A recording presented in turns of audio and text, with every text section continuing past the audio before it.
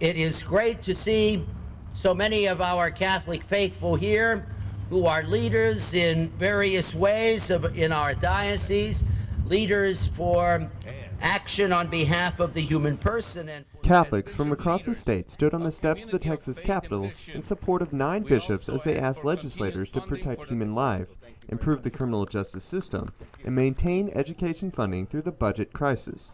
70 parishioners in the Dallas Diocese took part in the April 6th event. Definitely the basics. We go in there, thank her for the human trafficking thing. That's awesome, right? And you, because you're from her district. Marisa Alvarado says Advocacy Day gives her a chance to get involved in the process and have her voice heard. It's a right and a responsibility, and they need to know that we have voices. I think a lot of times they come here in their own little bubble world and they forget there are all these people there that they represent, and we have voices and we have ideas. 9 bishops from Texas, including Auxiliary Bishop Mark Seitz, spoke to the crowd outside the Capitol about the issues that they were supporting.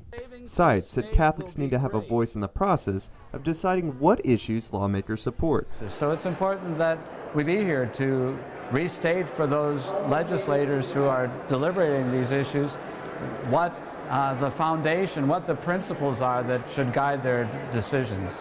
Hopefully we can work with her on that at some point. That would be really Marisa spent the day delivering that message to legislators and their aides, telling them what issues Catholics supported. People are tired of being taken for granted, taken advantage of.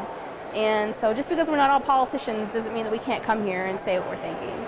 Some, like Josie Pinto, got involved in the process for the first time this year.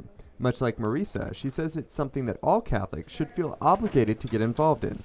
And lobbying for support can make a difference in what legislators end up voting for. And I really think that they go, the issues where they're not extremely strong, that's where they will go with what we tell them, what their constituents tell them, whether they're here in person or whether they call. Josie Pinto says standing up for the issues and for those in need is what the Catholic faith calls people to do. So we have to allow the Holy Spirit to work through us and to actually live our faith, because without living our faith, it's not worth anything. Strength and guidance as we talk to these representatives from